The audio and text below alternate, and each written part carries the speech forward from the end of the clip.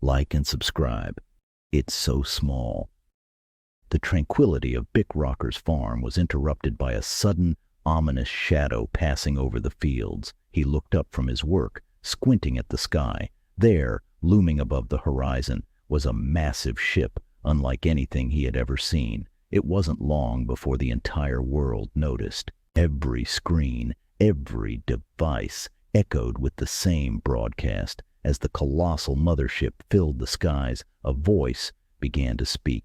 People of Earth, we are the Valkyrian Empire. We come with an invitation for the females of your species. An image appeared on the devices, revealing a powerful figure, tall and imposing, dressed in glimmering armor. She continued, "We are a race of women warriors, unparalleled in strength and unmatched in our conquest. Join us, and you will rule the universe by our side, enslaving all male life forms galactic-wide. Your power will be absolute, your dominion undisputed."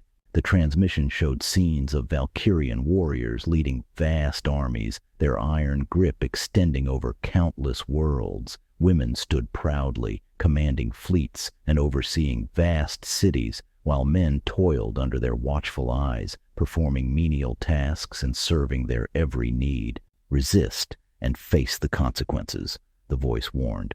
"The men will do our bidding as it is meant to be. They will serve us, build for us. They will do every task, and you can own as many as you like. Their purpose is to support our reign, nothing more. The era of male dominance is over. It is time for the Valkyrian Empire. Join us and reap the rewards." Bick's phone rang. It was the president, asking him to come out of retirement and fly the X-107. He was the only aviator capable of pulling off the mission, and time was of the essence. As much as Bick enjoyed the idea of becoming the slave of a galactic empire run by women, who wouldn't be intrigued by the thought? He knew the reality would be far from pleasant, especially if his wife ended up in charge of anything. The thought sent a shiver down his spine. She was formidable enough on Earth. Giving her control of a galactic empire would be a nightmare. Bick packed up his gear and headed to Wright-Patterson Air Force Base, not far from where he lived, home of the X-107, the first fighter capable of entering space and returning. With the ship ready, he launched into the sky, leaving everything he knew behind. The comms came to life with the voices of the Valkyrian warriors as soon as he was airborne. "Look at that thing," one of them jeered. "Is he compensating for something?" Bick smirked, adjusting his course towards the massive mothership. They had no idea what he was packing. "I bet his package is as small as his ship," another voice laughed. "And to think he calls himself a man. All right, ladies, let's see how you handle this." As he armed the missile, double-checking the coordinates, this was it. "Careful, Bick. Don't drop your load too soon," one of the female warriors explained. He grinned, fingers steady on the launch controls. "Oh, I won't. Timing is everything." "The fighter is too small. We can't get a target lock," one of the Valkyrian warriors reported, laughter filling the room. "Even the targeting computer can't seem to find your small package. How much damage could you possibly do?" "The arrogance of this male," one warrior replied.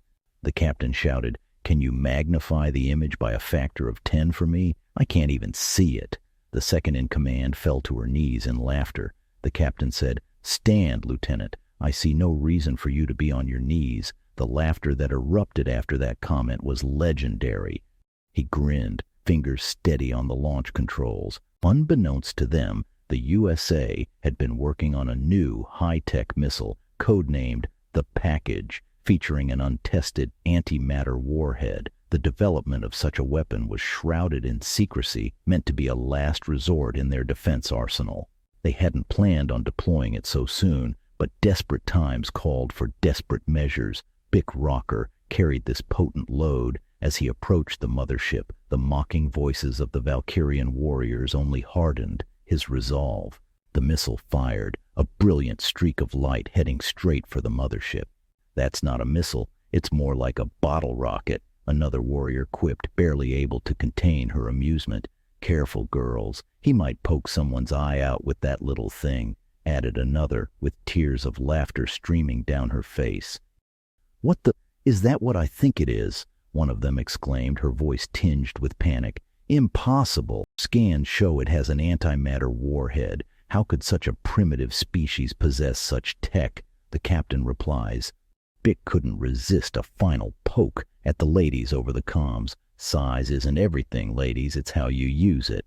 Bick watched, satisfaction swelling in his chest as the antimatter warhead hit its mark. The explosion lit up the void of space, a cataclysmic display of destructive power. The mothership shuddered, systems failing as the weapon's devastating force spread. He steered his ship away from the debris, a sense of accomplishment washing over him. He had delivered his package, and the Empire now knows the might it contains. This is not goodbye, nor the end. Until the story continues, my friends. B.N.Rocker.